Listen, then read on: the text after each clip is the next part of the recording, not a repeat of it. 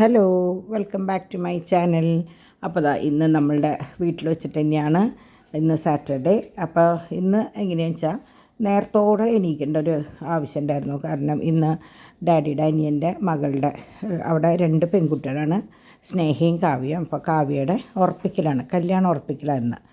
അപ്പോൾ ബുധനാഴ്ചയായിരുന്നു അതിൻ്റെ അവിടെ നിന്ന് ആൾക്കാർ വന്നിട്ടുള്ള ഉറപ്പിക്കലും വളയിടലൊക്കെ. പക്ഷെ നമ്മളത് പോയതുകൊണ്ട് നമുക്കത് അറ്റൻഡ് ചെയ്യാൻ പറ്റിയില്ല. പെട്ടെന്നാണ് കുറച്ച് 2 ദിവസം കൊണ്ടാണ് പയ്യൻ വന്നു, അങ്ങനെ തന്നെ വളയിട്ടു. ഇപ്പോൾ ഇന്ന് അവനിപ്പോൾ പോയിട്ടുണ്ടാവും. അങ്ങനെയാണ് കേട്ടോ. അപ്പോൾ അതുകൊണ്ട് തന്നെ പെട്ടെന്നായിരുന്നു. അപ്പോൾ ഇന്ന് ഞങ്ങളൊക്കെ അങ്ങോട്ട് പോകാനായിട്ട് ഒരുങ്ങാണ്.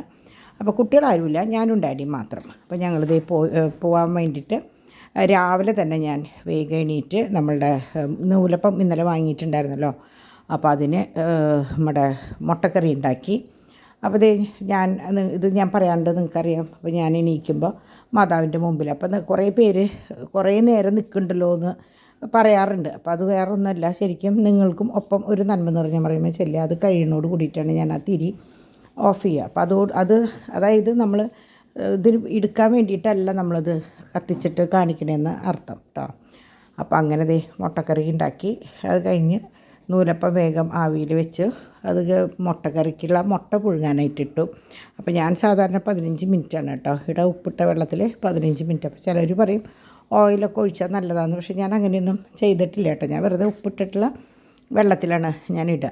അപ്പോൾ അങ്ങനെ ചേട്ടനും അനിയനും എണീറ്റു. അപ്പോൾ എണീക്കുമ്പോൾ രണ്ടാൾക്ക് വലിയ കുഴപ്പമൊന്നും ഉണ്ടായിരുന്നില്ല, ഉഷാറായിരുന്നു.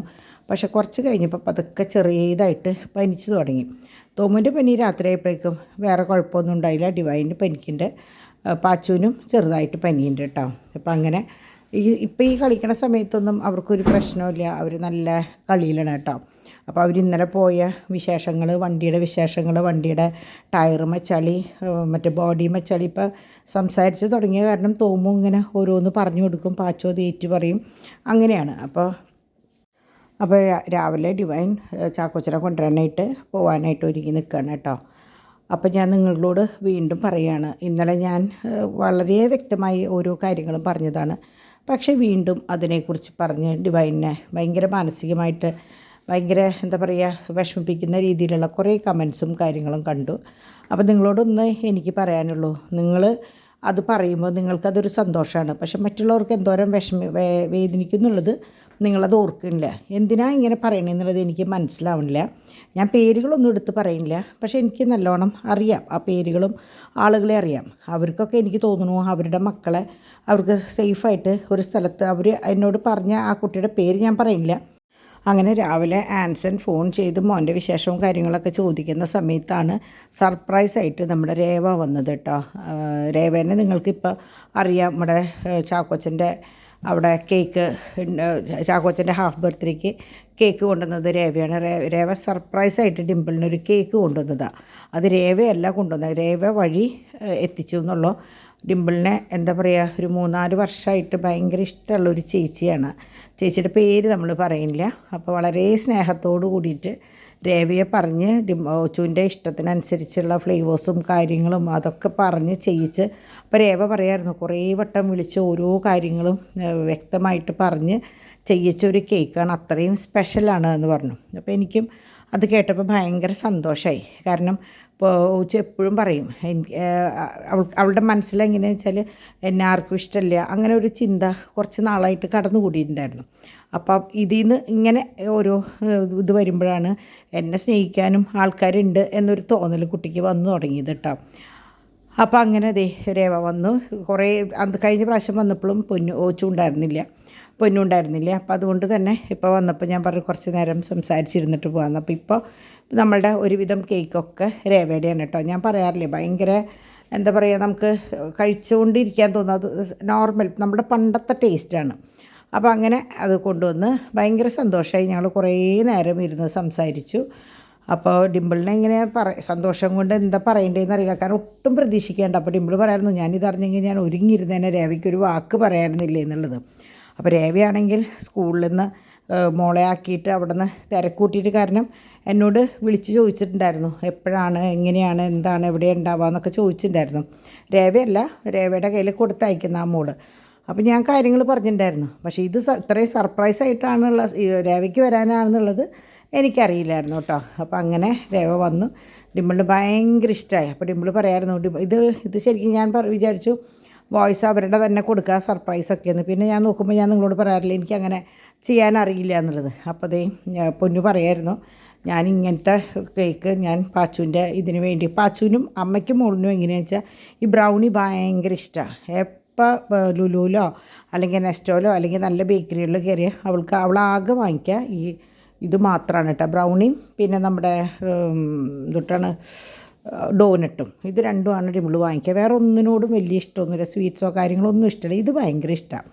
അപ്പോൾ അവൾ പറയായിരുന്നു എൻ്റെ മനസ്സറിഞ്ഞ് ഡിസൈൻ ചെയ്ത് കൊണ്ടുവന്നതാണല്ലോ, അതായത് ഇത് നല്ല രസമാണ്. അത് പൊന്നു കറക്റ്റായിട്ട് അവൾ വീഡിയോ എടുത്തിട്ടുണ്ട് കേട്ടോ.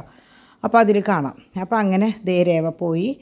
അപ്പോൾ ഒച്ചുവിന് സന്തോഷം കൊണ്ട് എന്താ പറയുക, അവൾ ആൻസിനോട് പിന്നെയും വിളിച്ച് പറഞ്ഞു എനിക്കിതാ ഗിഫ്റ്റ് കൊണ്ടുവന്നു, കേക്ക് കൊണ്ടുവന്നു. അപ്പോൾ അതിന് മുമ്പായിട്ട് ക്ലിൻഡ എന്ന് പറഞ്ഞൊരു മോളുണ്ട്, നമുക്ക് മെഴുകുതിരികളൊക്കെ കൊണ്ടുവന്നിരുന്നത്. അത് നിങ്ങൾ കണ്ടിട്ടുണ്ടാവും. ഞാൻ ആ പേജ് ഓർക്കണില്ല. ഡിമ്പിളിനോട് ഞാൻ പറഞ്ഞിട്ട് ആ മോളോട് ചോദിച്ചിട്ട് ഞാൻ നിങ്ങൾക്ക് ഷെയർ ചെയ്യാം കേട്ടോ. പലതരം ക്യാൻഡിൽസ്, ഗിഫ്റ്റ് ഇത് കൊടുക്കുന്ന താങ്ക്സ് ഇത് എന്താ പറയുക ഐറ്റംസൊക്കെ ഉണ്ട് ആ മോളുടെ കയ്യിൽ. അപ്പോൾ അത് ഞാൻ ആ മോളോട് ചോദിച്ചതിന് ശേഷം നിങ്ങൾക്ക് അതിൻ്റെ ലിങ്കും കാര്യങ്ങളൊക്കെ ഇട്ട് തരാം. എനിക്കങ്ങനെ പറയാൻ അറിയില്ല കേട്ടോ. അപ്പോൾ അങ്ങനെ ഞങ്ങളിതേ അനിയൻ്റെ മോളുടെ ഉറപ്പിക്കലിന് വേണ്ടിയിട്ട് ഞങ്ങൾ ഇറങ്ങി. അപ്പോൾ അവിടെ നിന്ന് ഇറങ്ങി ഇത് അറിയാണ്ട് വന്ന് പെട്ടിട്ടുള്ളതാണ് കേട്ടോ അത്. അപ്പോൾ പകൽ മൊത്തം ഞങ്ങൾ രാവിലെ 10:30 11 മണിയൊക്കെ ഇപ്പോൾ പോയിട്ട് പിന്നെ 6:45 കേട്ടോ വീട്ടിൽ വരുമ്പോൾ. വന്നു കഴിഞ്ഞപ്പോൾ എൻ്റെ കൂടെ ചേട്ടൻ്റെ വൈഫും ഉണ്ടായിരുന്നു. അപ്പോൾ ഞങ്ങളിരുന്ന് കുറേ നേരം സംസാരിച്ച് അവൾ പോകുമ്പോൾ കുറേ ലേറ്റായി. അങ്ങനെ തുണികളൊക്കെ അപ്പം ഞാൻ പോകുന്ന ആ സമയത്താണ് തുണികൾ ഒരു പകുതി 2 ട്രിപ്പ് ഞാൻ വാഷ് ചെയ്തിട്ടുണ്ടായിരുന്നു. ഒരു ട്രിപ്പ് ഞാൻ വാഷ് ചെയ്തിട്ടിട്ടാണ് പോയിട്ടുണ്ടായിരുന്നത്. രണ്ടാമത്തെ ട്രിപ്പ് ഡിമ്പിൾ പറഞ്ഞു ഞാൻ ചെയ്തോളാം മമ്മി പൊക്കോന്ന് പറഞ്ഞിട്ടാണ് ഞാൻ പോയത്. കാരണം അതിൻ്റെ ഇടയിൽ കേക്കും കാര്യങ്ങളൊക്കെ വന്നപ്പോൾ നമ്മുടെ ടൈം അങ്ങോട്ട് മൊത്തത്തിൽ തെറ്റിപ്പോയില്ലോ. അങ്ങനെ അത് കഴിഞ്ഞ് അപ്പോൾ അതുകൊണ്ട് പകൽ ഒന്നും ഞാൻ വീഡിയോസൊന്നും കാര്യമായിട്ട് എടുത്തിട്ടില്ല. സംഭവം ആ വീട്ടിൽ പോയിട്ട് ഞാൻ എടുത്തെങ്കിലും അത് നമുക്ക് ഇതിലേക്ക് ഇടാനായിട്ട് ബുദ്ധിമുട്ടാണ്. കാരണം അവരുടെ വീട്ടുകാർക്ക് ഇത് എത്രത്തോളം ഇഷ്ടമാവുന്നൊന്നും നമുക്കറിയില്ലല്ലോ. അപ്പം ഞങ്ങളിത് രാത്രി കഞ്ഞിയും പയറും പപ്പടമൊക്കെ ആയിരുന്നു കേട്ടോ ഇന്ന്. കാരണം ഡിവൈന് ചെറുതായിട്ട് പനിക്കുന്നുണ്ട്, പിന്നെ പാച്ചുവിന് പനിയുണ്ട്, പിന്നെ എല്ലാവർക്കും 3 ദിവസം വെള്ളത്തിലൊക്കെ പോയതിൻ്റെ ഒരു ക്ഷീണമുണ്ട്.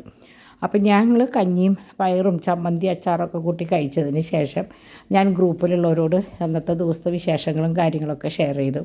അങ്ങനെ രാത്രി നമ്മൾ കേക്ക് ഒന്ന് കട്ട് ചെയ്യാമെന്ന് വിചാരിച്ചു. ഇത് കട്ട് ചെയ്യല്ല, ശരിക്കും പിക്ക് ചെയ്യാമെന്ന് പറയുമായിരിക്കും ഭംഗി.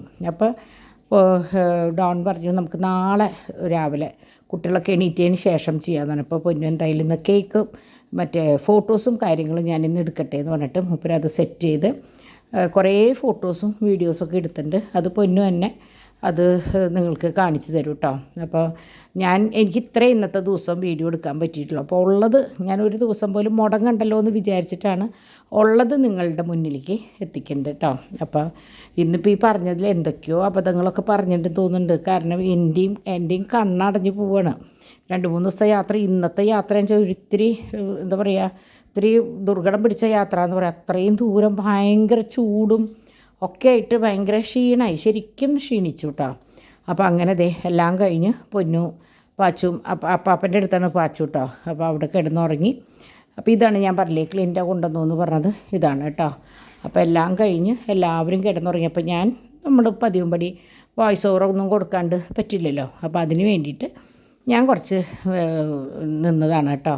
അപ്പോൾ ഇന്നത്തെ ദിവസം ഇതിങ്ങനെ പെട്ടെന്ന് ഒരു കുഞ്ഞു വീഡിയോ ആണ്. അപ്പോൾ നിങ്ങളോട് ഞാൻ വീണ്ടും പറയുന്നു, മറ്റുള്ളവരെ വേദനിപ്പിച്ചിട്ട് കാണുന്ന സുഖം ഒരിക്കലും ഒരു സുഖമല്ല. ഇന്ന് നിങ്ങൾ മറ്റുള്ളവരെ വേദനിപ്പിച്ചാൽ ഇതിൻ്റെ ഇരട്ടി വേദന നിങ്ങൾക്ക് തമ്പുരാൻ തരും കേട്ടോ. അപ്പോൾ അതെപ്പോഴും എല്ലാവരുടെയും ഓർമ്മയിലുണ്ടായിരിക്കണം. ഇത്രയേ എനിക്ക് പറയാനുള്ളൂ. അപ്പോൾ എല്ലാവർക്കും നല്ലൊരു ദിവസം ആശംസിക്കുന്നു.